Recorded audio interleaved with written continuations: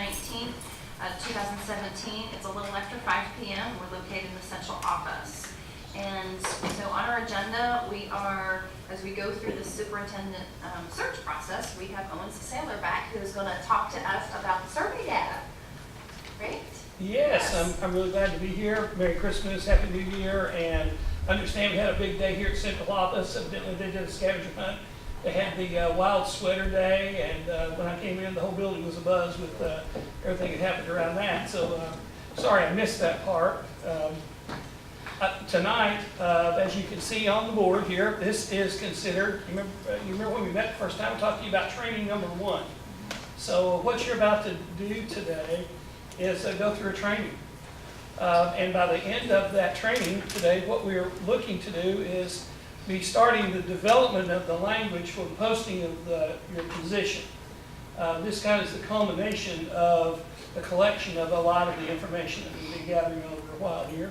Get a chance to look at that, and we'll hopefully be able to answer some questions, hear from you a bit about directions moving forward. So this very much is a training session for tonight. I don't anticipate there'll be any voting tonight. I think the next vote will be the vote to adjourn. So this is very much just a training session for the work that's been going on. And so you can see kind of my outcome targets for tonight.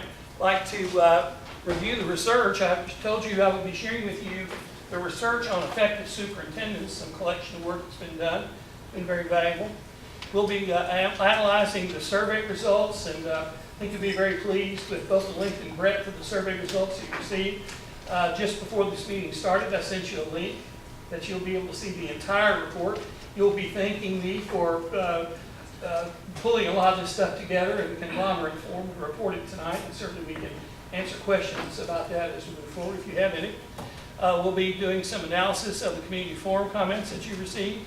I have some written comments that I'll present to you. Those are things folks have sent me that I'll give you to make part of the collection. I intend to do a little bit of listen and learn. I think you've had time now to hear the community and look at the results, and I think you probably have some ideas of your own as we get ready to build that posting. And what we want to do is make sure we get that language nailed down exactly as you want it. It may be that we don't have the exact posting finished tonight, but we have a framework that I can go back, work on, get out to everybody so that we get that squared away for the anticipation of the opening of the posting, which is January 2nd. And then finally tonight, I hope, again, we'll be able to pull that together into that posting. So that's what I intend to do. I'll try to move as directly as possible. I'd like to have you all participate some interactively, so it's not just me delivering, and hope that you will help keep it moving forward. So that's what I intend to do tonight. You have any questions about the agenda that I'd like to do? No, I'm just kind of curious, and hopefully it's appropriate. I know just from looking out in the audience, I recognize 3 people that are on the search committee, and I'm not sure if there's some others. I'm just I want to make sure I kind of know who they are and by name. I know Mr. Hill, Mr. Budd, and Ms. Height, but I'm not sure if even the rest are part of the search committee or I am. Okay. Yates. And are you over at Foster Heights? Yes. Okay. So I've heard about you, but I never put the face and the name together yet. So okay. This information, the survey information on the analysis of comments is going to be in their hands next. Once I've shared it with you, it'll go to them. Before it's posted, my intention is to have this information posted on the website we've been collecting out there, so that folks get an idea of the kind of things you've seen, things you've been talking about. So that's the idea behind our work tonight. If you don't mind, I'll probably do a combination sit and stand on some of this, because that's what we're doing, and I'll start here. I did hand you a copy of a document that I had provided to you earlier. It is from the American Association of School Administrators, and it is a literature review collection of work around superintendent evaluations. So that's the document that I'm asking that we look at, that we work through. And I think it's important because what they've done is take a collection of the best works that are out there, and I'll talk about the methodology in just a minute, to kind of gather what those characteristics are of an effective superintendent. The American Association of School Administrators is the key collector The group ECRA is the Education Consortium for Research Analytics.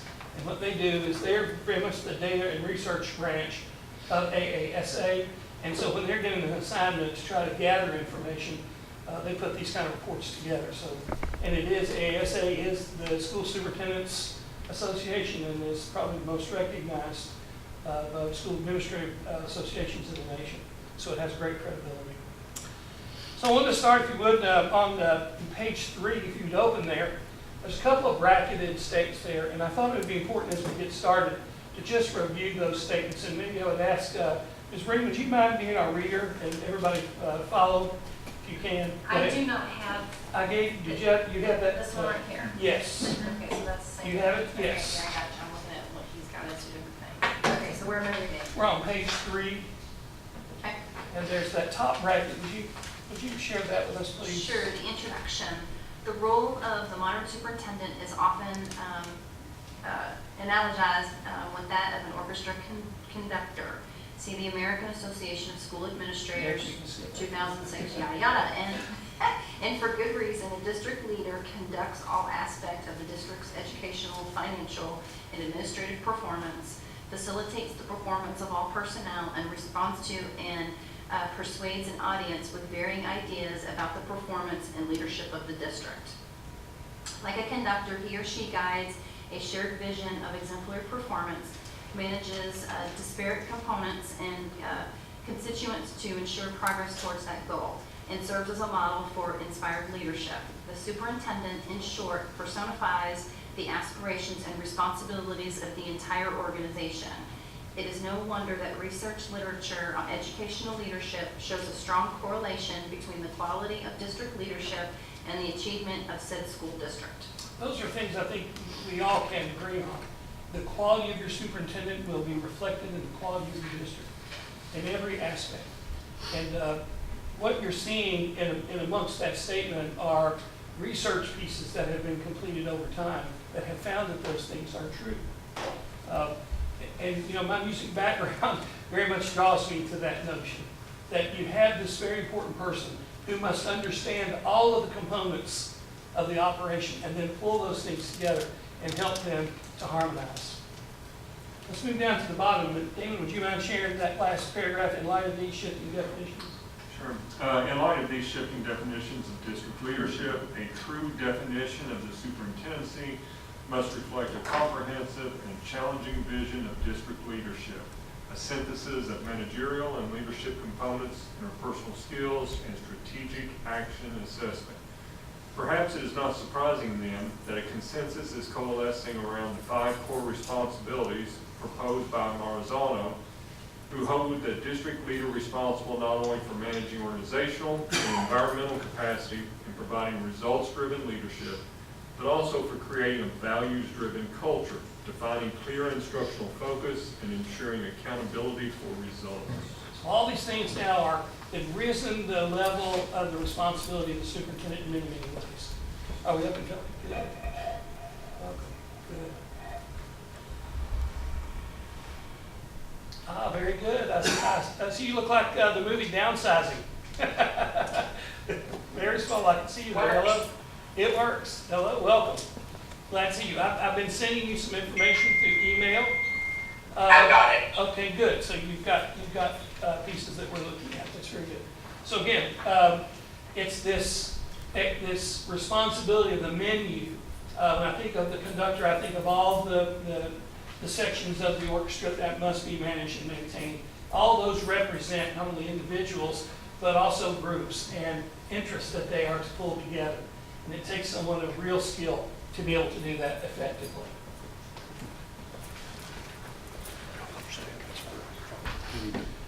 Let's talk about a methodology just a bit.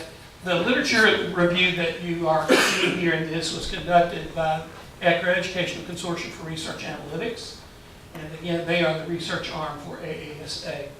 The evaluation standards and indicators that are used in this were reviewed from multiple sources. And the background on this says that over 100 different superintendent evaluations were studied, as well as specific works and other research that have been done around this matter.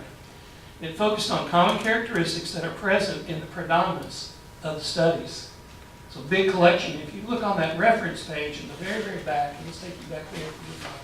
On the very back of your packet, you see the references which attend to and connect to the various research pieces that were conducted and used to get this information gathered. So it has a really strong backing.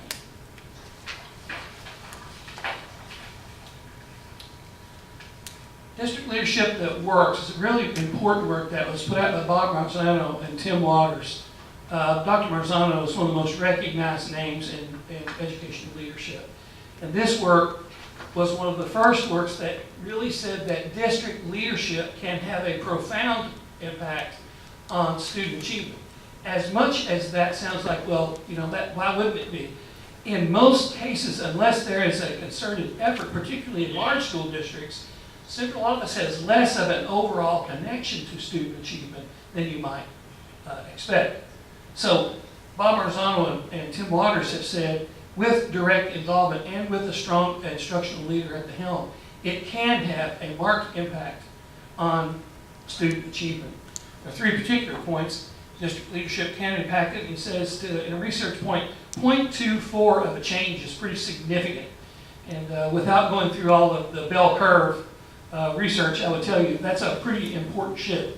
But it means that you have someone that can, for example, set effective goals for not only the district, the schools, and set up great monitoring systems to make sure it's active throughout the operation. So that research, which I was really pleased to be a part of that work early on, went to a session in North Carolina with Tim Waters and learned a lot about the importance of this particular component, that instructional leadership connected to all the other responsibilities that the superintendent has can make a big difference. And finally, tenure of the superintendent, the length of time that a superintendent is in the district, particularly at a time when superintendents have short tenure.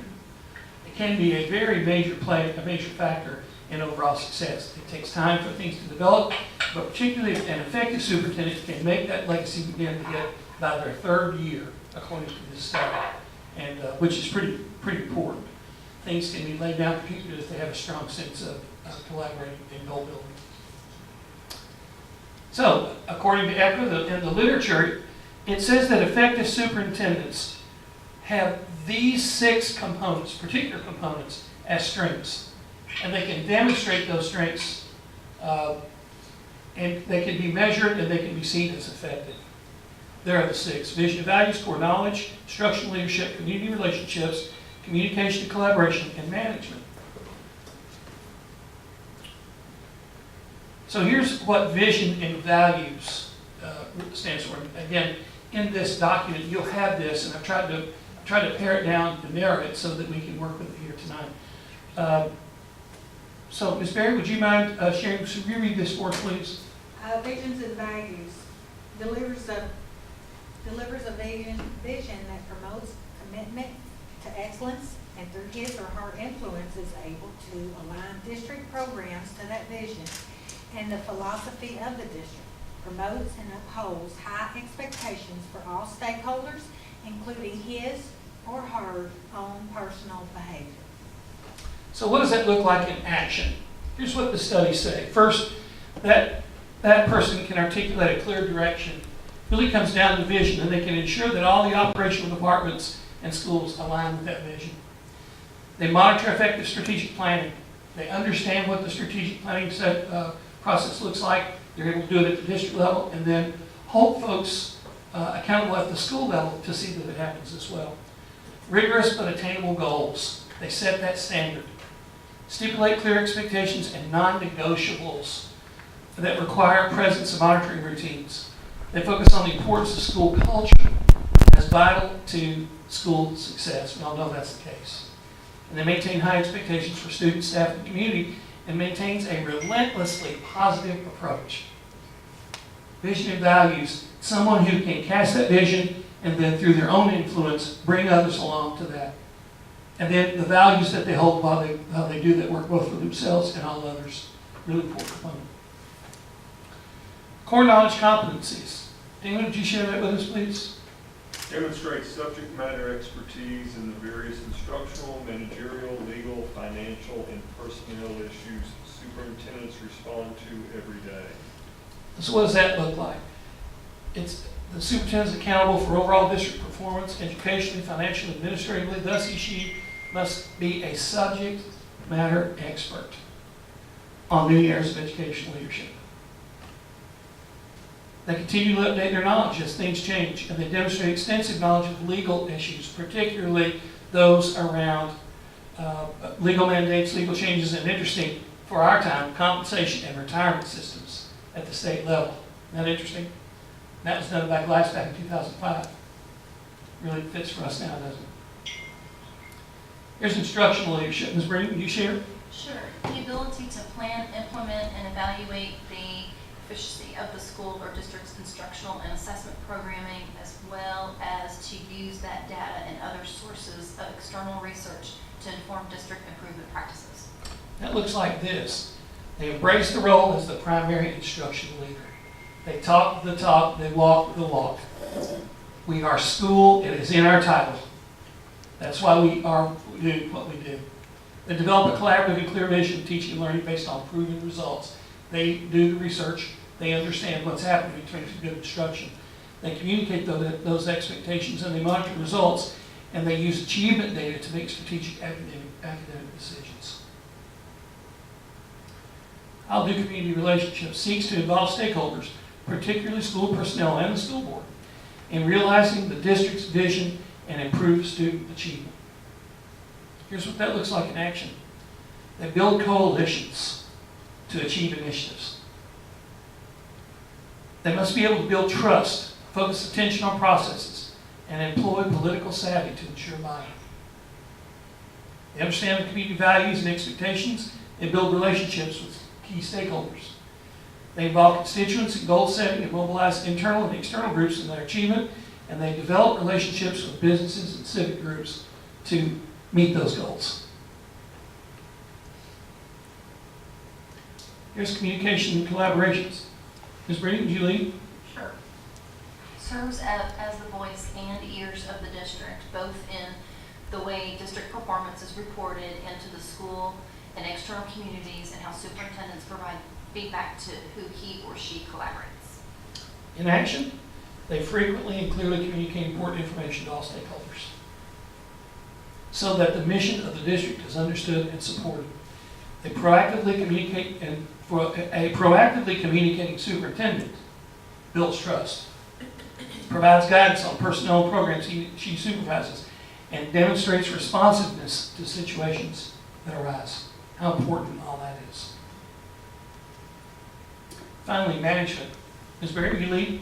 Management is effective in aligning district systems and operation, which includes the budgeting, compliance, policies, procedures, so on, and organizational performance to the goals and values of the district. So in action, they allocate time, money, personnel, resources to align with the goals of achievement in the district. They employ a system-wide, district-centered approach to managing ever-increasing federal and state level centralization of education. Well, we know that.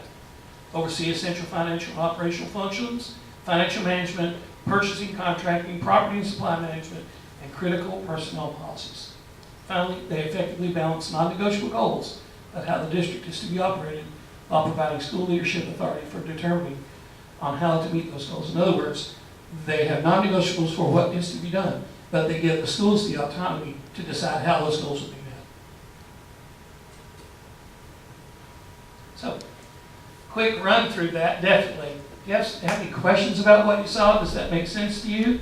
When I read this, I thought, man, that really is it's not everything, but it's a really tight picture, I think, of the broad responsibilities that superintendents really do hold. Any questions or comments?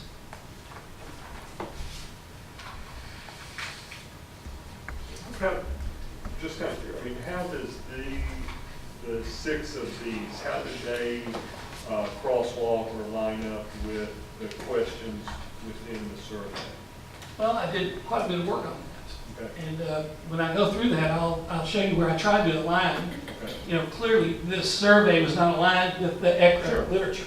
Sure. But I think you can make some pretty easy connections to those. And I tried to do that both with the survey and with the community forum. Gotcha. So you'll see how I got that. And when I read some of the things that were in the study, and then some of the things people said, or the way they responded, I think there's been a pretty clear picture painted to this point about what that means.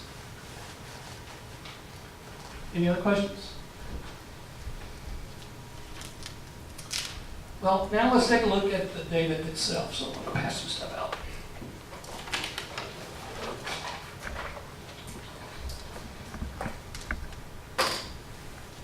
Now, as I was saying to you earlier, I sent you a link that has the complete survey data report connected to it. And I think once you see that report, if you look at it closely, you'll thank me for pulling it into a little bit easier connection, and I'll explain what it's to you. Rebecca, I've sent you these documents as well. The one you don't have is a pretty good sized packet that have the individual questions, and I can make sure that I leave a copy for you here, and you can get that pretty quickly, then send it to you if necessary. You'll have. Yeah, I'll be in there. Yeah, I'm thinking of Friday. I'm coming in Friday to pick up some other stuff. That'll be great. We'll have it there. This way. Actually, that's my record. Good, great.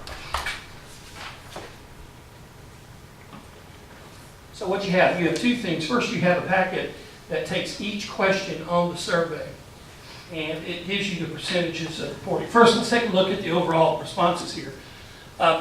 477 responses to the survey that was put out there. And I want to tell you, I'm so thrilled with that student number of 221 responses. And when you look at the way the student responses lined up with everyone else, it's clear that they took this survey to heart. There was not one line one with the other. They actually fell right in line with what other folks in your community are feeling about this search. And I think you ought to be thrilled by that. So I applaud the folks who pushed that at the school level. That's really tremendous to see that kind of response there. And the other thing, you had, if there was any question about if people know that the survey is out there, it was viewed by 3,545 people. They all didn't fill it out, but there was clear knowledge that the survey was out there and available for people to respond to. 477 that were totally complete. You can see the percentages there of the folks that responded. I think, fairly balanced numbers. Everyone except the students who really kind of ran away with it, which is great. We certainly want to hear from them, what they have to say. So, as I go through these, you can look at each question if you want to follow in this. I'm going to be showing information up here. You can follow this so you can see some specifics in terms of percentages, because I'm not going to cover every inch of it. We just couldn't do that.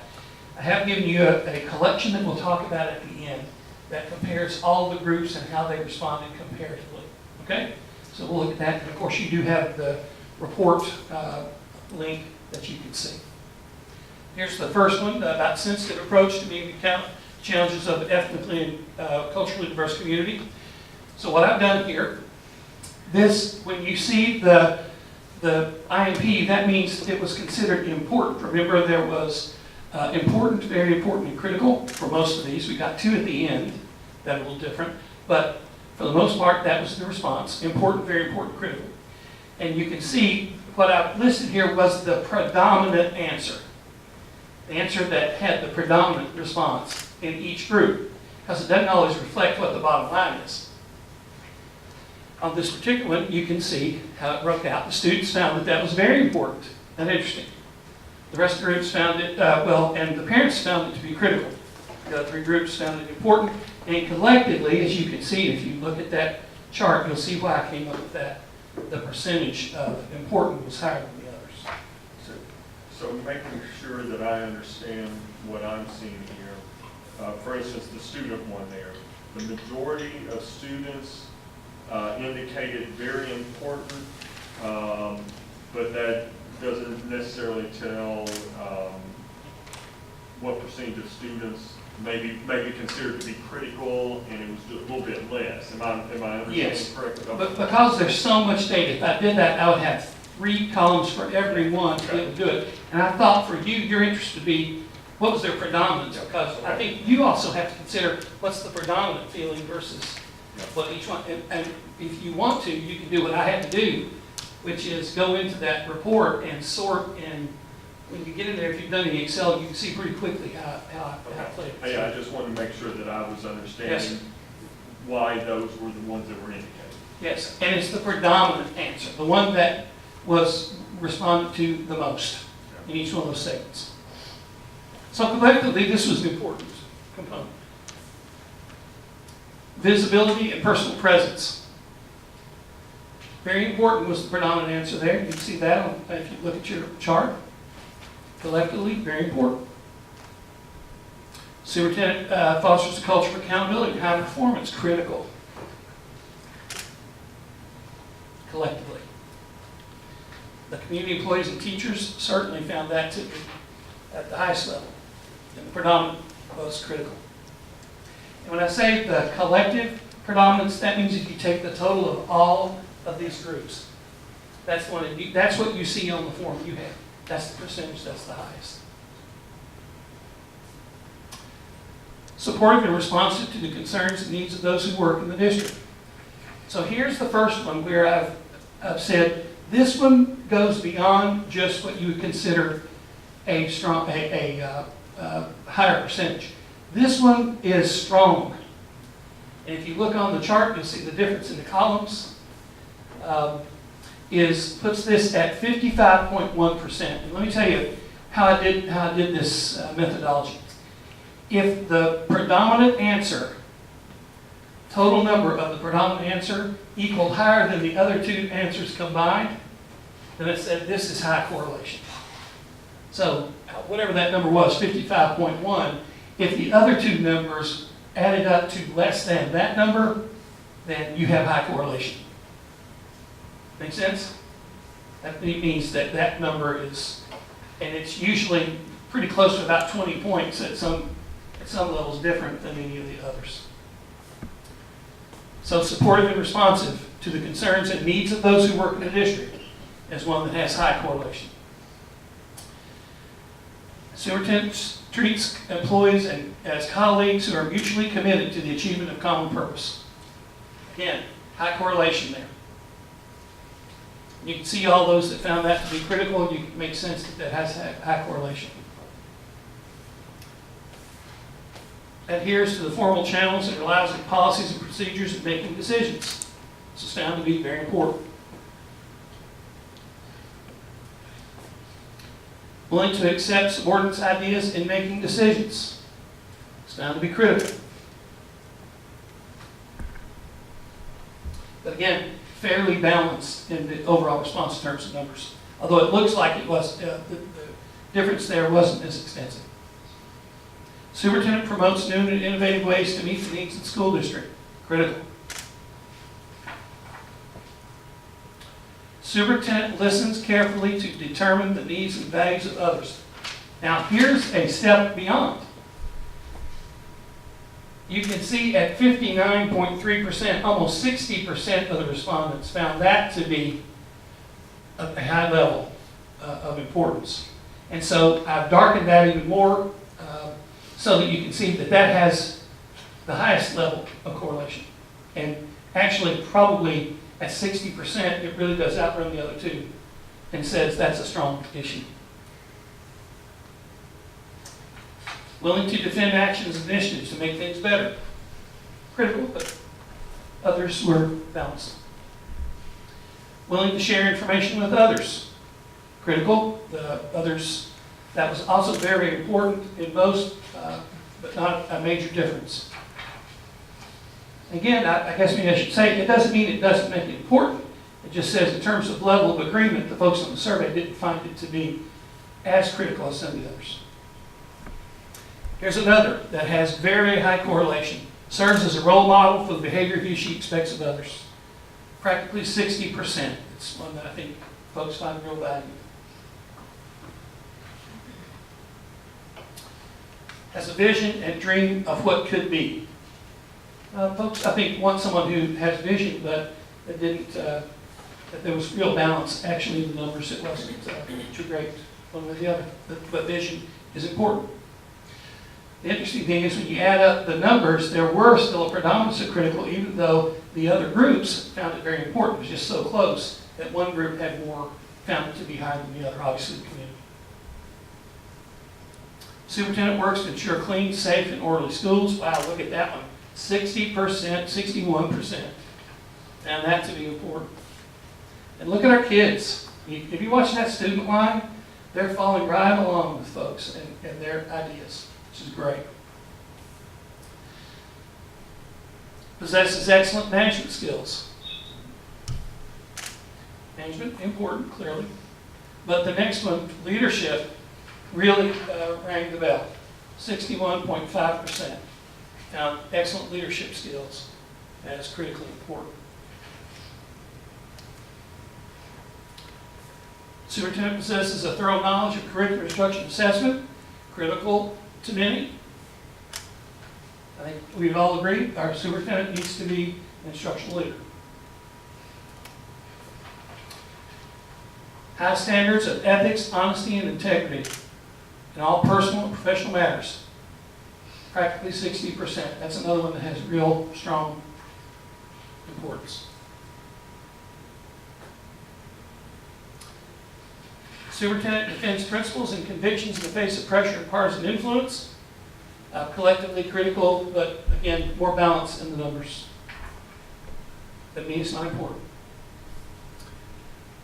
Now, here's one where we had 3 responses. One was not important, very important, and important. So I want to say that to you because this one had the highest level percentage of agreement. Superintendent builds positive relationships with staff, students, parents, and the community. It was literally the #1 agreed upon response. Positive relationships with staff, students, parents, and the community. And I would tell you, if you have that much agreement on whatever the level is, that means it's important. Everyone sees it as that is a very important component. Superintendent seeks out partnerships with the community and is recognized as a community leader. Again, very important, nearing 60%.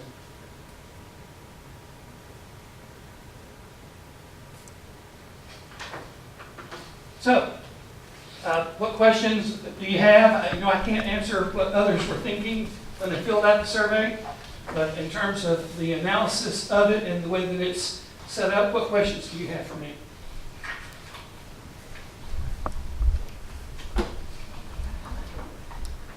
The only thing I see is the superintendent works to ensure clean, safe, and orderly schools. I don't know if that would have been that high if we hadn't had the issues that we had. And I think that's hit this on the head right Yeah, there. people are responding to it. That's what Yes. you'd expect, and that's a good thing. Yes, And I think that affirms something that you believe is important. yeah. Very good. And I think the rest of it is pretty well, I think it's what I would expect to see.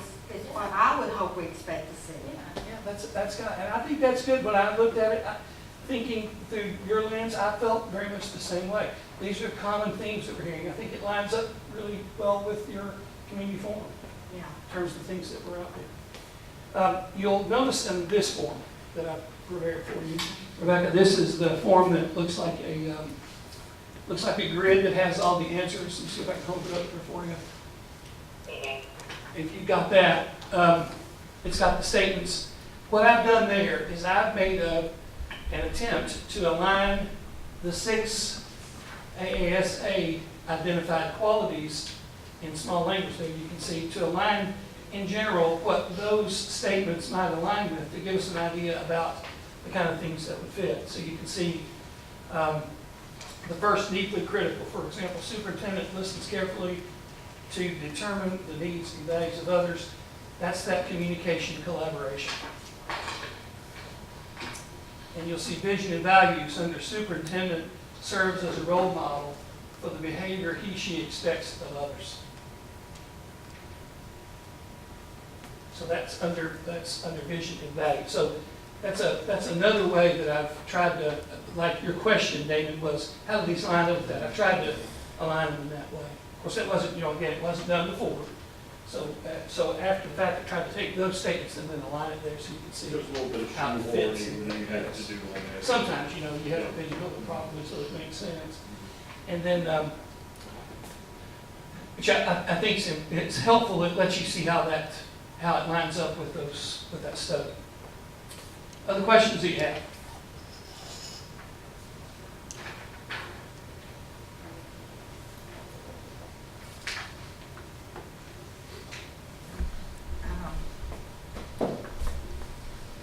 Now, then let me move ahead then to the qualities ranking. At the bottom right-hand corner of that page, you can see the process that I used to take those 8 qualities that were listed to line them up in priority order. And I put those in that way. And the way that I did this, I took all of the disparate groups and I put their score, like where they had their predominance of answers. If they had, for example, if the employees had more number 2s than teachers, then you would see number 2 under employee. So what I mean, I took the teachers and I put them 1 through 8 along their line and lined it up that way. Then I totaled it at the bottom, and this is like golf. The lowest score would be the highest ranked item. If you found it to be number 1, like we can see there, you can see the bottom is that they have a score of 5. So that's how I came up with a ranking order.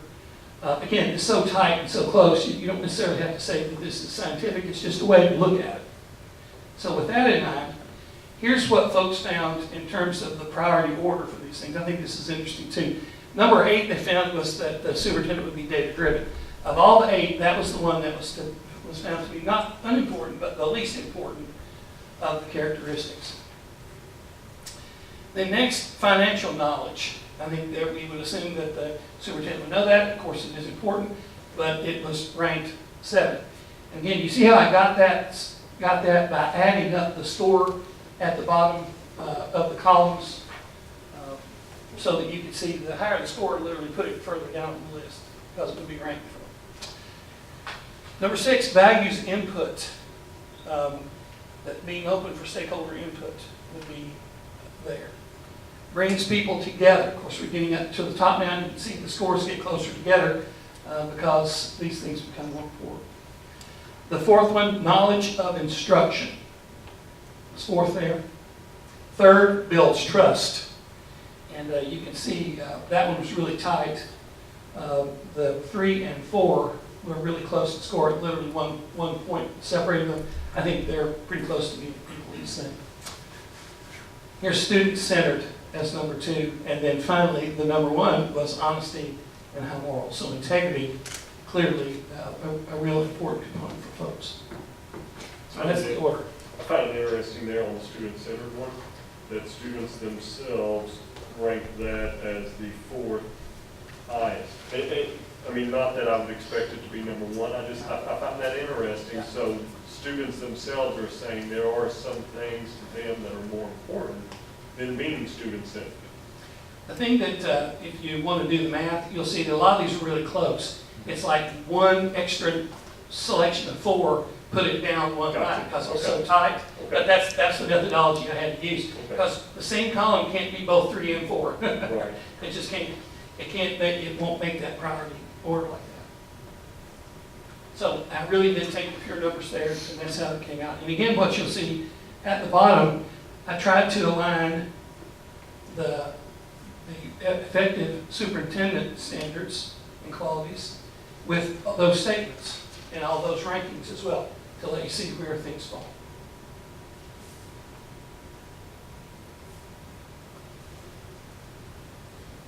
You have any questions about that?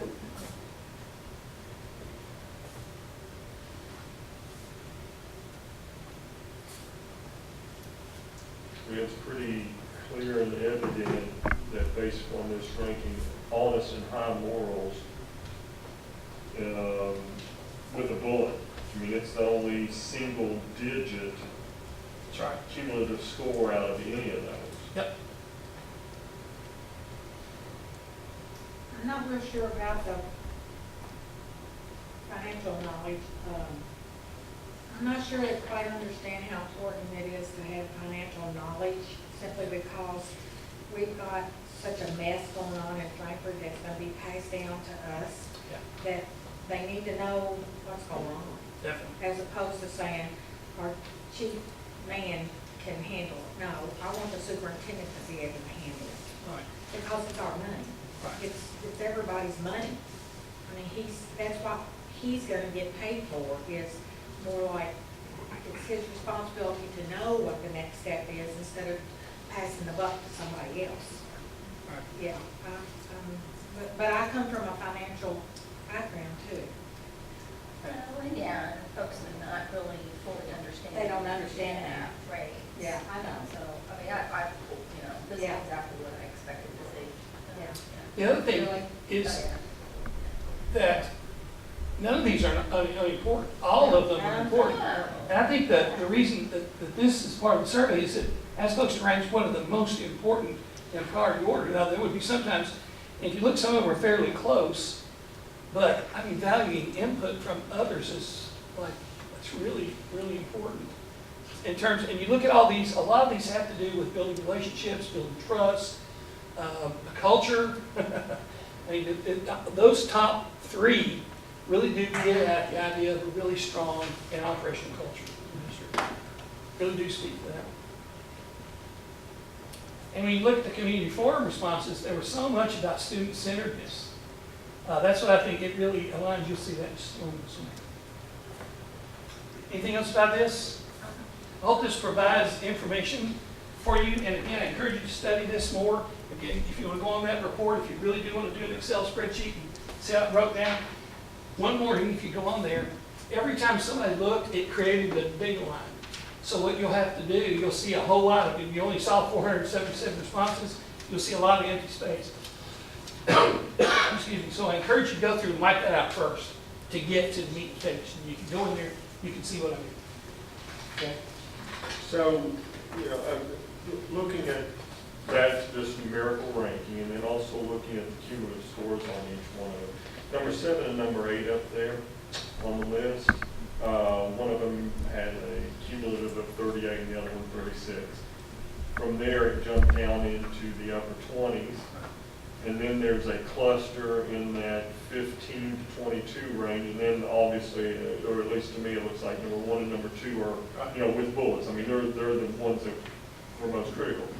So if I just look at those qualities there, and this may be something that you're going to lead us toward, but if I look at those qualities, the last two are more analytical, at least to me. It's versus the first two, and actually several of the ones towards the top of it seem to be more of the personable characteristics. I mean, am I interpreting what I'm saying? Absolutely. I mean, it's pretty clear. That's interrelational skills there. And it's general knowledge. Maybe it goes back to the core knowledge. Right. He says it's, core knowledge competency. I think you're getting down there. You get to the top, you're looking at values, you're looking at communication, you're looking at collaboration, relationships, all that. Those are interpersonal things that I think that really gets to.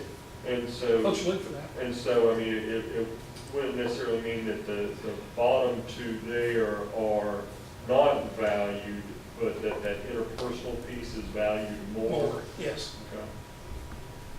That's a great way to put it. And again, that's something that I would expect. People want to be able to relate personally with their leader. I think that's really important, and I think that's coming through loud and clear.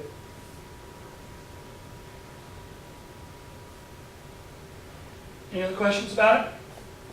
Again, you can email me anytime if you want to get me on the phone, talk more about the cluster. Again, I think when you see it, I think, again, you'll appreciate the bring down to this, what you got. And it did not produce, and I thought about producing you graphs and charts for each one, but I'm not sure it would be as direct. I think you got the predominance of all this information. And I appreciate any feedback you have afterwards about its effectiveness or if it helps. Okay? All right. I was just going to throw one other thing. So, I know that you've got notes that you possibly took at the forum or that Carla ended up taking and sharing with you. and I had taken some notes as well, and I took, well, some of the words that as I was typing frantically, were repetitive words. I took those notes I had and threw them into a tool called Wordle to just, Yeah. okay, That's so you're great. familiar with Wordle? Yes. And so as I'm looking at what came out of that, the big words are students, teachers, community,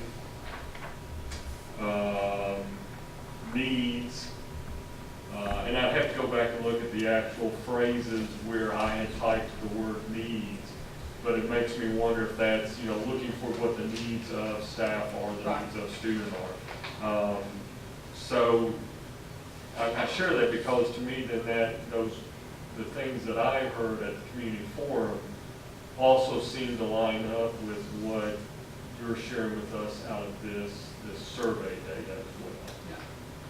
I think you're right on. I love that idea. The word was really effective many times, and I think that particular form, I think you could have, that has real relevance to that. What I'm giving you here is Carla's notes, and we'll kind of move to that again. Here's a community forum, and so what I'm giving you are Carla's notes and my not adjustment, that's the wrong term. What I did was try to clean them up so that they would make me get them in some sort of collective sense. And we went to the themes of what people said and the direction of things that they said to try to get to the heart of it. And that's not always easy, but I believe Carla did a brilliant job, and I appreciate her work on this very, very much. On the front page, which is the one without the chart at the bottom, what you can see are the comments on the right. And I've tried to, again, align those comments up with those 6 characteristics of effective superintendents. Now, I'm just going to say straight up to you, you can throw those out. If you don't want to use them, that's fine. The comments are far more important than the way they're organized, but I think, again, it helps us find at least some common territory in which to line up what folks think are important. And we took every comment, every person that made a comment, we took what their statement was and we couched it in a phrase that we could connect to this. So, with all that in mind, up here you can see by count the number of comments that were made about community and relationships was by far the highest. And remember, that idea of community is understanding who your stakeholders are, that you're building relationships with people, you're building trust with people, that you are building a collective vision for how things are going to move. You're working with folks to achieve those goals.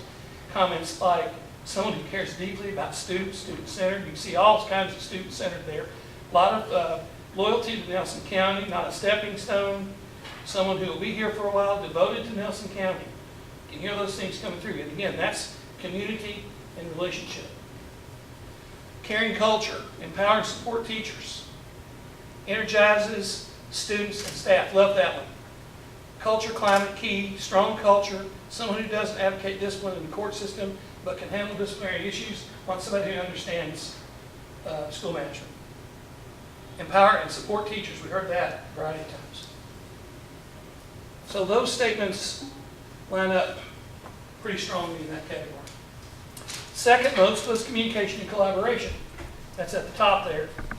Inspire teachers, strong leader, professional, someone who will support teachers again, advocate, empower teachers, push people to get out of their comfort areas. We heard a lot of that, I think, about a willingness of your folks to be accountable. They want to be accountable. They want to be, when folks say push, I think they mean they want someone to watch and they want them to see and they want to be affirmed, but they also want to know if something needs to change, what is it, and be straight up about it. We heard that quite a bit.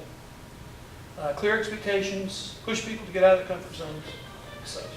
So there were 18 of those kinds of comments. And then you go to vision and values, and on the back you'll see that's kind of the last one. These are lined up on the page alphabetically. Striving for excellence, character and humility, someone who can be trusted, integrity over and over, clear vision and mission, pride in the schools, leader in the state, growth mindset. Really line up well. So you can see, again, here we go back to that statement you just made a moment ago.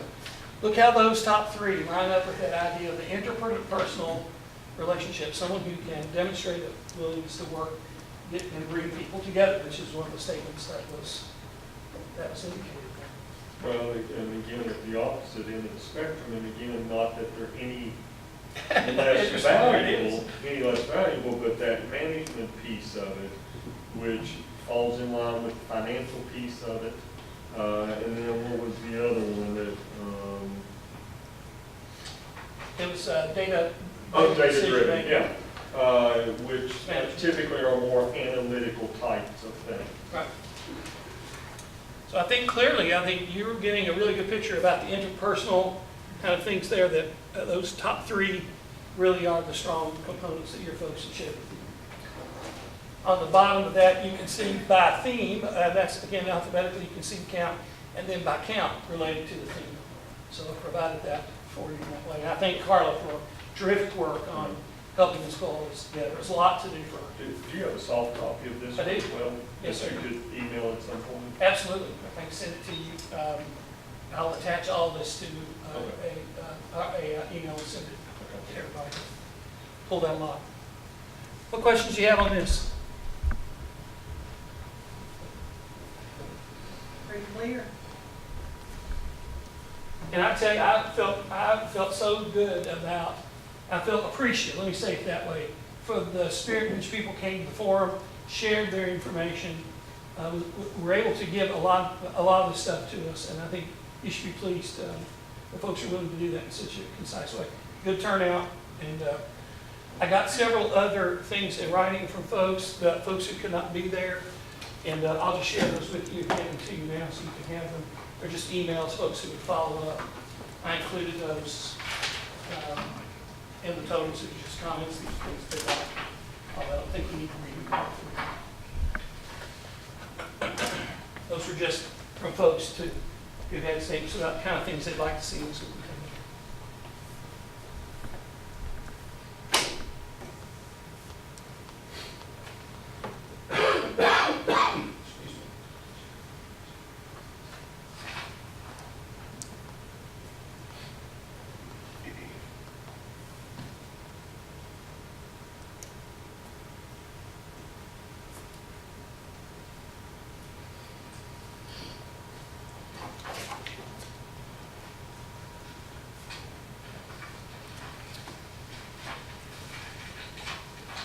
Rebecca, I'll leave a copy of this. I don't think I sent you these.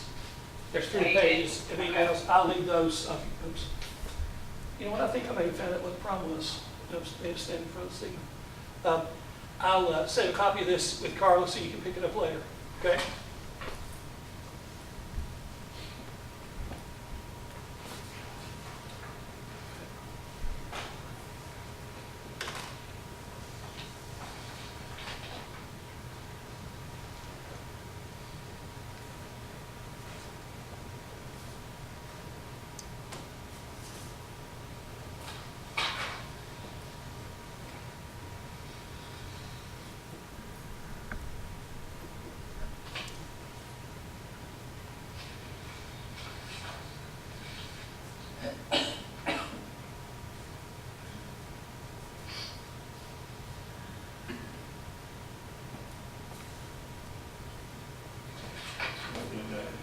There's the dead silence in the room. So that if anybody is curious, one of the emails essentially had emphasis on the place that athletics has in school districts, and not that they are overemphasizing that athletics should be the driving force, but that for many students, athletics is possibly their driving force to continue to excel in school. And the other one kind of referenced something that we heard at the community forum, and that I think several people have just expressed in different ways, that has to do with a perceived, real or perceived, whatever it may be, divide within the school system, of there being, 2 tiers of schools, so to speak. I've heard some people say, and I think this writer got at it as well, of making sure that all the schools are excellent. And I don't know, did I kind of capture You that? did, of what- you did very okay. well. You did very well. We heard that at the forum. That's not anything that was not heard there. In fact, the folks are very passionate about that. I think that calls, again, when I read all that, thought about that, someone used the term unifier. It's a really, really important term for those. Well, I remember there was one, and there were several, but there was one person that sticks out in my head. I believe they are either a teacher or an instructional assistant down at the New Haven School, who talked about moving into the county because of their job there, and that they wanted all of the schools to be quality schools. I think maybe they had a child that was in kindergarten, first grade, Right, second grade, right. something like that. And you appreciate that. They would just Sure. review this, that's the thing that you get. Sure, but also having heard some folks say that, you know, it really shouldn't matter which school students are at, that we should have those same expectations at all the schools, and Correct. also try and encourage that all the schools excel, and that it not be a what was one of the phrases, it not be a competition necessarily in the classroom between schools, that the competition is, you know, quote, for Friday nights on the Yeah. field, or on the basketball court, so to speak. As we move forward here, I'm going to give you this. This is kind of a startup on the posting. We'll get to the next piece in a minute. But, and I think I sent this to you, Rebecca. It's the posting information. Can you still hear me, Rebecca? Yeah, I can hear you. Okay, so I sent you that, that kind of a posting sample start. And so here's what ultimately will end up being posted, and I'm certainly open to your ideas on this, whether you like it or not. And I can handle any, if you will speak to that now, if you will speak to it later, it's fine. But the posting information itself, we will have a statement there at the very beginning that will describe in just a few moments. We'll start working on what we're seeking. What are those bottom line things we're seeking? And then it goes into demographic information. I've got to get some information about total number of staff. I can do that and get that nailed down. This is a description of your schools. And then try to pick up information about Nelson County, about what's important here. My folks would want to live here. It's a beautiful location, fantastic certainly situated in a great place here. Major access to Kentucky cities and points west. And if there are other things there you think I should highlight, normally everybody kind of uses the same language, so trying to find something different to catch someone's attention is usually the goal on those kinds of things. So yeah, be open to anything that you'd like to share now, either now or you can email me as well before it goes up. You can see at the top, it shows the application when it's due, population numbers, the contract starts July 1, and then the district website information, which folks want to see. So they'll be connecting to it there. Okay? From, as far as like some of the demographic pieces, do we want to also emphasize, I mean, the growing economy that we've got here within the community? You know, while, you know, Bardstown being known as the bourbon capital of the world, I don't necessarily know that that's the one that. You really want to get applications, you put that up there. I joke with people that we have so much bourbon in barrels, we burn down a warehouse every 20 years, Yeah. just kind of clear it out a little bit, but. Growing economy. Yeah, we do, because, you know, there has been a tremendous amount of investment in the bourbon industry, but also in other industries here in the community that probably will just continue to grow. I mean, projections over the next 10 years for that continued growth of the population here. You know, we've got, I mean, it is an ideal community, like what you said. I think like most of us would believe that, you know, Jefferson County, for those that don't want to live in a ginormous city, something that has a lot of hustle and bustle, but yet still want to be close, within 40 minutes to Louisville, 40 minutes to Lexington, small town, yet all the things that we need are within just an hour's drive at the most. I mean, I think that's one reason why, above and beyond just what we have to offer here within the school district with staff and students, just in general, the local economy, the local environment, not just the historic site of Federal Hill, but just the history of the community itself. Right. Folks struggle with this idea of a family-friendly community. Sure. You know, it's hard to describe what that means without going into some depth about that. So kind of been avoiding that kind of language. We're going to try to make it, Yeah. not that that's not important. No, and that's First fine. thing you would say, what a great place to raise a family. Well, I mean, I don't How's think that? we're gonna ever find a community that would say, oh, this is a terrible place to raise a family. You don't want, it's not a family-friendly community. I mean, it's kind of the opposite expression there. I don't think we'll ever find a community that would say that, or if we did, we definitely wouldn't want to be there. One of the things that's happened is when that's there, it makes you think, is there something, they're trying to sell something different. Or trying to hide something. That's- We've seen that comment. Yeah. So, other things you might comment in terms of just general description.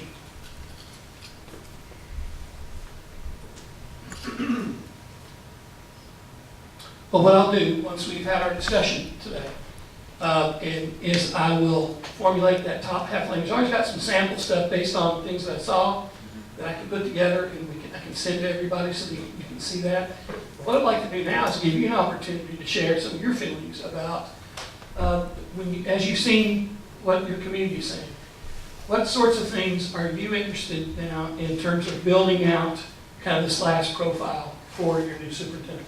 What are the things that you think are important for them to possess? So I would ask you very much the same way that we asked everyone in the community the other day. Where is it? Oh, it's that same question about as concisely as possible. What are some of the things that you would like to now, as you've heard all this information, what are the things that you would like for us to make sure that we're considering? You're giving a charge now to the screening committee, I think essentially is what you're doing. Here's what you want to look for in terms of the qualities and characteristics of your next superintendent. And you know, you've gotten a lot up front, so you know quite a bit. Maybe it's just terms that you'd like to share. This is, your new superintendent might look like or consider this. But think about that. It's not about what we want, it's about what they want. Okay. Yeah. No, I just, And I was saying the same thing also. I was sitting here going, thinking to myself, okay, so Mr. Hill, Mr. Mudd, Ms. Hyde, I mean, Ms. Yates, I mean, you all are on this search committee, or the screening committee, making sure I use the right term there. I mean, with what we've heard here and what we've seen through the survey piece as well as the community forum feedback, I mean, what are things that are jumping out at you that maybe we're not already seeing, or maybe just reiterate and say, yes, that is number one with the bullet to really be focused in on? Because honestly, you all are going to have one, in my opinion, you all are going to have one of the hardest jobs, because you're going to have 20, 25, however many applicants that you're going to be sorting through and trying to figure out, does this one match up with what we're looking for or not? And then the recommendations that you all will end up making to us as a board is going to make, honestly, I think it's going to make our job quite a bit easier. So that's why I'm kind of curious what you all are seeing in this. Do I put you on the spot? I mean, I attended the forums, and I think what, you know, the responses to the survey and the things that have been summarized, I think are right. I mean, part of me feels like what we had before was like a manager, and a lot of that culture and leadership and taking care of students and taking care of staff was lacking. And so I think that's everyone's sort of then, That's what they've kind of right, that's resonated what they, towards. and obviously the financial part, the management part, that stuff is important. Important. But I think because of where we've come from, Right, everyone is really focused, because we have some healing to do. right. We need to build a culture, we need to bring schools together, we need to raise expectations at all the schools. You know, we need there to be competency and excitement and culture and, you know, energizing everyone across the district. You know, and I have the privilege of going into all the high schools in the community for doing a program I do through the Kentucky Bar Association. And the thing that struck me 5 or 6 years ago when I first walked into Nelson County, and then I walked into Thomas Nelson, it felt like the air was different in the schools. There was this excitement of Thomas Nelson. And, you know, I didn't get involved in this whole process until I began to realize that there were problems at the other schools, which I didn't know because my only contact with the Nelson County schools have been with Thomas Nelson. And then you begin to realize that they're not that great everywhere, and they can be. And, you know, as a community, we need to make that happen, and I think we're on the right track, and we have, obviously, our students are smart, they can achieve. If you give them a goal, a lot of them will meet it, they'll exceed it. You know, we have great staff. I know there's a lot of staff who have left this area to gone to Jefferson County because they didn't like what was going on here. I mean, a leader that will empower and get everybody excited, and, you know, maybe some of those folks will come back that live in Nelson County but are driving to Jefferson, you know, but I think that's where we are, and I think we're on a good start with what we have here. It'll just be crafting that, you know, written document to get the right kind of people to apply. So what I hear you saying is that like what you just described, I think lines up with, it was the analysis you did of Carla's notes, Yes. that it was, let me find it here, let me get something where I can actually be able to read the words. The community and the relationships, communication and collaboration, and the vision and the values. I mean, using those phrases, those three categories out of that Ecker research document, that kind of matches up with what you're getting out there, you think? Yeah, I mean, and, you know, I don't know what training a superintendent does. I don't have a background in education, but I mean, I'm assuming that most or all of them will be trained with the business stuff and the financial stuff, and you know, that's maybe part of it. What's intangible is that creating a culture, empowering, a vision, and all those sort of things that aren't necessarily what you learn in class in superintendent school. Well, Right, so I think, wait a minute, let me, so I think a lot of what we're seeing here, and a lot of what the comments and what we're kind of looking at, in my opinion, are what they're called their God-given kind of talents and strengths. And so with that, I think where we're going with this is that once we finish, we've got this piece finished, we've got the community forum piece finished. Now we're gonna post this job description, or this job posting that is gonna say, this is what we're looking for. So then folks are gonna start applying. The folks who are start applying, then once we get to the finalist part of it, then we issue the Strengths Finder test. That's right. And then that Strengths Finder test is gonna say, okay, so out of all of those things that we're looking for in a superintendent, is their God-given natural strengths, does it match up with what we're looking for?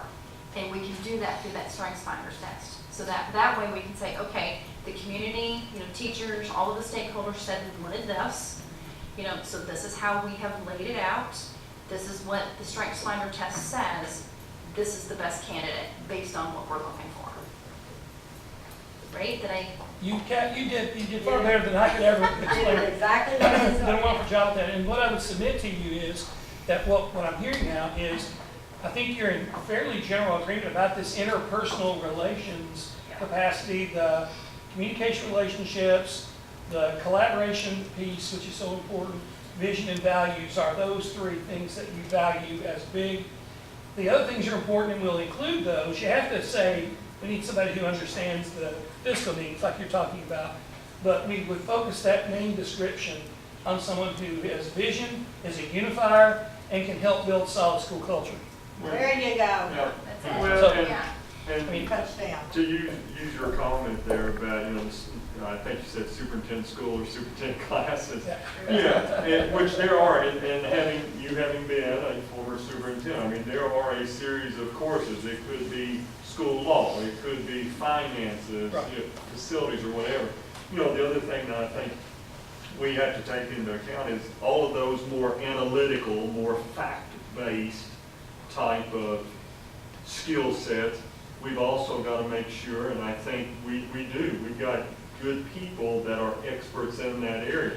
You know, Tim Hawkinsmith sitting back there in the back, I don't know that I've ever met a better financial mind whenever it comes to school finances. And, you know, having someone like that to be able to support the person that has that vision, that communication piece, that, you know, looks to try and instill greatness across all the schools. having that person to support that superintendent in the background, while the superintendent still needs to understand the concepts of nickel taxes, the concept of, tax revenue and all of that, but having someone that can say, here's what we've got to be concerned about. We've got those pieces. So you have a leader, okay, you have a leader, you have a manager, whatever you choose to call. They're not gonna be proficient in every single, Right. I think, area that we're looking for, that's impossible There's to no find. perfect. So that's where, that individual, and I think, we're so blessed, I think, here in our district here, because I think we have those already in place. But basically, you hire good people, you give them the tools to do their job, and you get out of the way. Somebody can delegate authority, so they That's right. understands, you take the people that you have and you give them responsibility to. That's right. And you don't hang over their shoulder watching. If you put you put the right people in the right places, because that's what we're really looking for a superintendent to do. You don't micromanage, is my idea. I have either worked for or worked with 4 superintendents in my life. And in my opinion, the best one that I ever worked for, he knew exactly how to talk to people, he knew how to unify people, and he got the job done without a lot of fanfare. He valued not only people's opinion, but he valued the culture for our schools. He went around to each school, made rounds to each school all the time. We saw him all the time.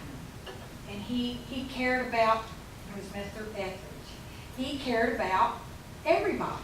It wasn't just, he knew your name, other than guessing at it.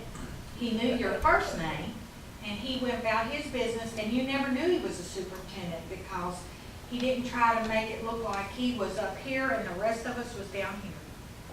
And that's what I value in a superintendent. And you cannot, as a manager, when you're managing people, you can't bully to performance. No. You can't. You cannot bully people to performance. And so I'm looking for that individual who's going to empower our administrators to make their own decision. Make your own decision. And when you make the wrong decision, that's okay. You made a wrong decision. How can we as a team, make it better? Mr. Miller, Mr. Hill, or, the power keeps coming up for me, this word empowerment, and I think that's critical. And it's what we're all talking about, community builder. Mr. Etheridge empower people, and I think it's community builder. That just keeps coming up time and time again. And I know it's such a critical part It of, is. it just, everything just kind of comes from that, so. And I think trust too. I think there has to be that takes time. It does take time. That's build and That's just right. that little kind of step-by-step process. And, I think we talk about, you plant seeds and you start to see the results of those seeds. And it's very gratifying as a teacher to know that, wow, something we did 5 or 6 years ago is now we get to see a lot of people that plant those seeds don't get to see the growth and the beautiful flower that comes about. So Right. I think the new superintendent will have to plant a lot of seeds, and it'll be, a few years, 4 or 5 years, really, maybe before we We'll see see the, anything, we'll yeah. see it. I just want him to be, whether it's he or she, I just want them to feel like they're part of us. That's important to me. I want them to feel like they can come in and have a conversation with the board and with teachers. I don't want the teachers to feel intimidated. I don't want y'all to be intimidated, because they had to go through college and do the same thing you've done. They've been in your shoes. The majority of them have. They've been in your shoes, and they know what you're doing. They know how hard you're working. And I want them to think, well, you've done this, and, let's plan it together. Let's do it together. Like you said, if there's mistakes made, then make them and be done with it. How you grow. Take that and make it better, make it right. Make it easier for you all. It shouldn't be that, it shouldn't be, it's a hard job. I know it's a hard job. Been there. I know it's a hard job, but you with help, teamwork. And that's the way I see it, it's with team. And I know you all work hard, I know you work hard. But I want you to feel like, I want somebody to roll up their sleeves, sit down with you and say, okay, now what are we gonna do next? What needs to be done next? How do we make it work better? You know, I expect that out of them. I I like do. what you said about rolling up the sleeves and getting in there, and that's extremely, extremely important. I think teachers or every community respects someone that's gonna do that. I do too. Yeah, I they think- sense it, they know it, they don't have to, they just know, I mean, they just see them, they see them. Yeah, I want them to sit down and come to your place and say, hey, we need to talk, Right. or let's get all of our social study people or our history and sit down and figure this out, without sending somebody from, you know, that's not in the school or don't know you all well enough to say, okay, come on, let's get this done. We have about outsourced. Yes, I want us to do it. I want Nelson Right. County people to do it, Absolutely. teachers to do it. Absolutely, And that's what it's about. sure. That's what it's about. You know, and I want to see, all of the teachers, all of the staff, enjoy coming to work every day, I mean, I don't want them waking up in the morning, and have that hit in your stomach, oh God, I gotta go to work today. I want them to go, I'm going to work today, yeah. And I think majority of them do, but I want to see them all, I want them to really enjoy what they do here. Go, oh yeah, I work at Nelson, yeah. I do too. I want them to be proud of, I want all of them to be proud of where they work. It should be, it should be, and it once should be. was. Yeah, and it will be, it will be again, it will be, It really was once. it will be. I'm sorry, are we hiding? No, that is great. That's just the exact kind of conversation I was hoping you'd have. I think you really kind of shared out kind of things that you value. And I'll tell you, I wrote a sample based on, again, what I had seen and heard at the meeting. And you'll be really surprised at how closely that sample is aligned with everything that's been said here. So I've got a framework for it. I thought that I'd send it to myself because I was excited to say, here's what I did that lines up with it. But I didn't. But as soon as I get back to the office, I'll post that and you'll see. And I think you'll be really pleased with that. It has the idea of a visionary that knows how to unify and build school culture. They understand the importance of building trust, that they understand the basics of instruction. I think you need a superintendent that understands teaching and learning. Just my opinion. You don't have to accept it, but hope you do. And then all the general operations and a solid working knowledge of the superintendent's role. Finance, personnel, you gotta know all that. And the ability to delegate authority was in that last statement. So it really lines up with the things you all said, which I'm thrilled about. That means I think we've been kind of collecting the same, internalizing that same Yeah, thing. and I'm It gonna, helps to hear the folks show that. I'm gonna say this, and it's bothered me ever since we had that forum, and this is the way I look at it. A lot of stuff said at that forum was not correct. A few comments that were made about our schools were not correct. And it hurt me, because I went home that night and I said, Teddy, they've got this, I don't know who's been listening to who, I don't know who's been walking and not walking in the school since it, but it hurt me more than anything. People that don't work in these schools shouldn't say some of the stuff that they said. It just wasn't right. And I know Rebecca was sitting beside me and she had to grab my arm. It took all I could say, you don't know what you're talking about. We know there's been incidents at these schools. We're not stupid. We know the incidents, but some of them, 2 of them were blown way out of proportion.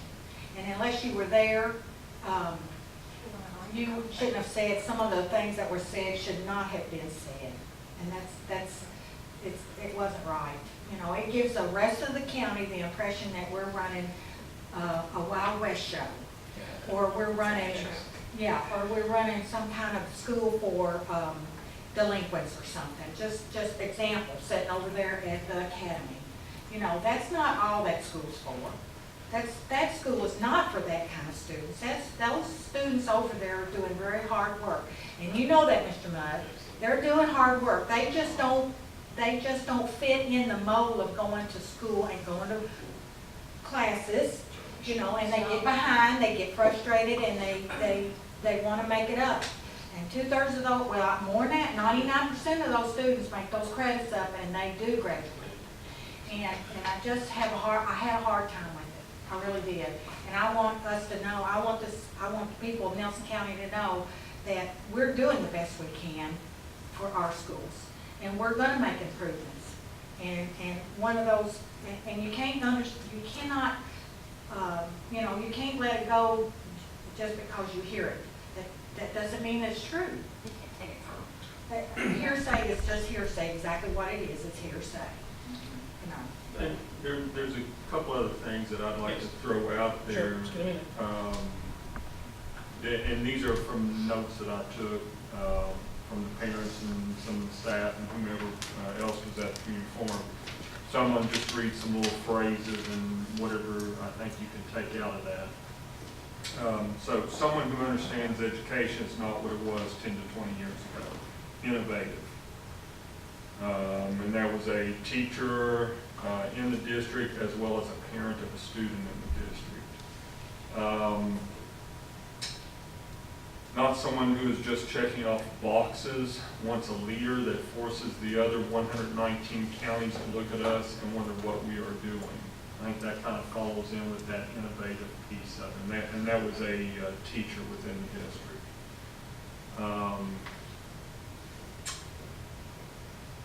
A leader who expects the best of people, and if you're not doing your job, maybe you need to find a job somewhere else. And I don't know that that was the exact words that they used. It may have been. It was the It same. was just about. Was it? It was the same. Okay, yeah, in that,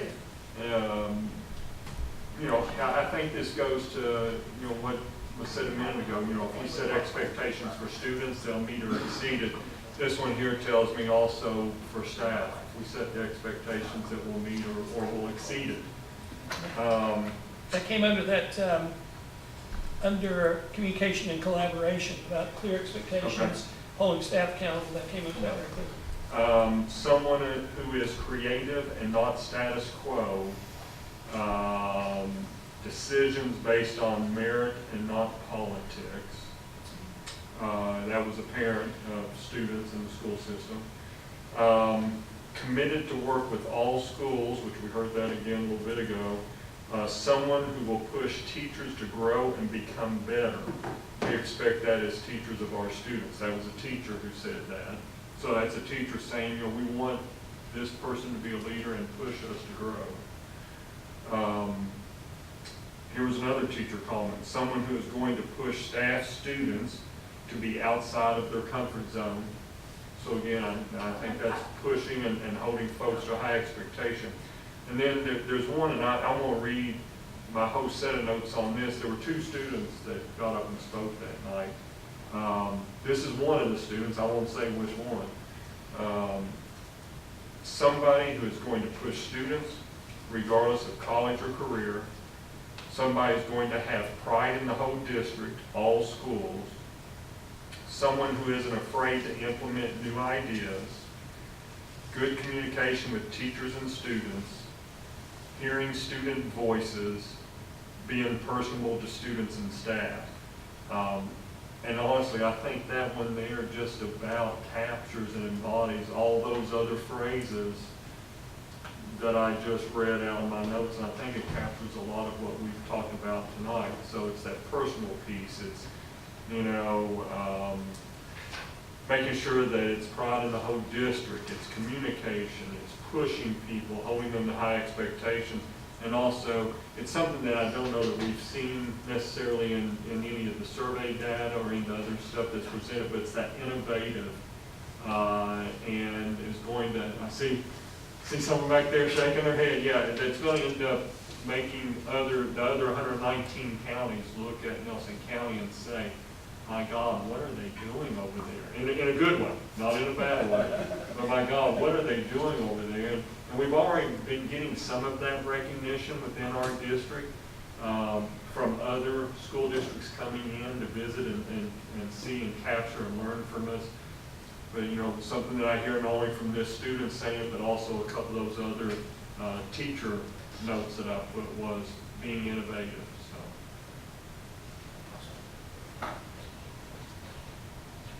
My intention now is to take this information, what we've talked about, and then formalize that upper paragraph, get it out to all the members, and I'll look for thumbs up from you or suggestions, and let's just get into a little bit of email track here, and you'll get that cleared up here. Next couple of days, I think we're really close, actually. I think you'll be pleased to have done the first effort, and then we'll make sure we wordsmith it and get it nailed down very professionally, and then we'll be ready to move forward. Sounds good. That's where you can, if you have other comments too about the rest of it, you can share those with me there, and then we'll get it up and going. The final thing on my agenda today is to, Is there anything Rebecca would like to say?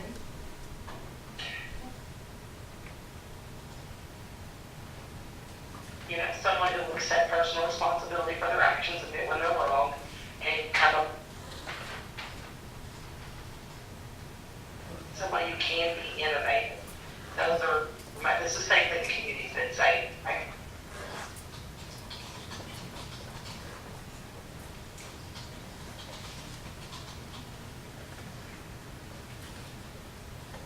Anything else? I think the phone's cutting in and out. She's still there. there she is. There she is. Rebecca, did you say anything before the phone sort of cut out? No, I said that They cut out. Aw. somebody accepts personal responsibility. Got that? I'm good. I've got that. Sorry about this one. Anything else? Nope. So what I'd like to do here then is finish up by sharing again next steps, make sure that everyone's aligned with that, make sure that's still where we are. Intend to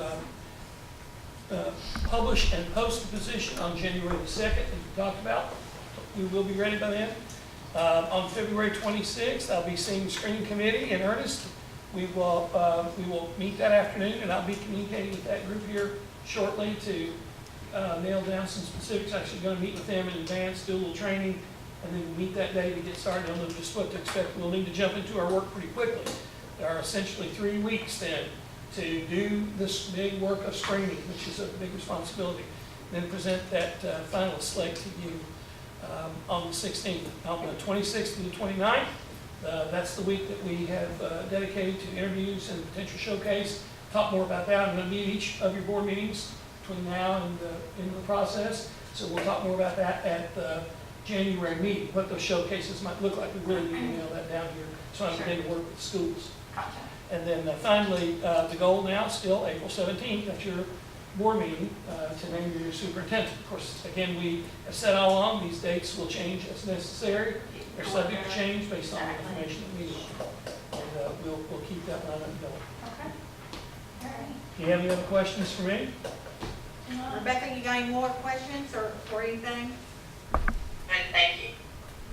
What about you all out there who's given up your Tuesday evening to spend a couple hours with us? Do you all have any follow-up, any feedback or anything you'd like to?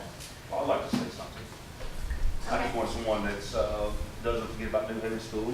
I think New Haven has been left out, and I just want to, I know we got some good board members that won't. You all assured me of that, and especially make sure we don't get someone that's capable of handling that area, because that's the way we'll be judged, is by the least students, the ones that are challenged, and that's how we'll be judged as a district, and I want you all to remember that. Okay. Thank you all. Thanks, Amy. Okay. All right, well, if we are finished then. I just have a question. Sure. I don't know if you'll be able to answer it yet, but do you know, like, will there just be an application? What does the application process look like? Will it just be like a simple application? Will it be a resume, digital portfolio? I'm glad to answer. Okay. All applications are presented online through the Kentucky Association of School Administrators. There are several things that are required as part of that application. There's all sorts of things there that are very common for that. Not things like transcripts, but credentials. I think very important. This cert particularly, they're looking for make sure that the credentials in place and that all of the background materials and things are done. It is online. You can go on the KASA website and take a look at an application for a different district, and you can see what that looks like. It's not going to be just like a real generic process. It's going to be a generic type like application. It's going to be pretty detailed. It's pretty detailed. It is detailed, Okay. including, one thing that KSA has been careful not to do, they want to get direct contacts for references, not just letters.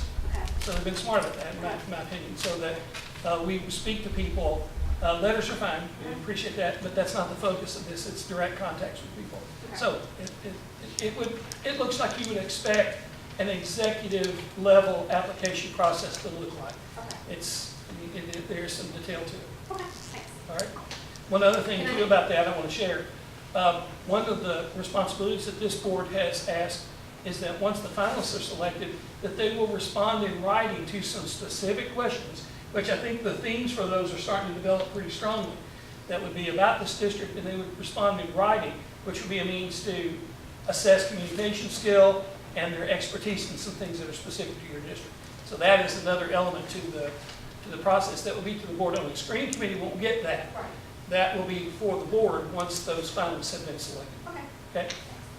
I have a follow-up. I'm sure everyone knows Jefferson County is in the process of filling their superintendent spot, and I actually went on and printed off what everyone has to do for that one. And that one includes, there's about 10 questions about the applicant to put some things in writing. Is that something we could do that would focus on these several things that are so critical to what we're going on here? That's exactly what I was just describing. The board has an additional step here is to design what are direct questions that are connected to the things that they've identified as important. And there'll be prompts that they'll be asked to write, but only for the finalists.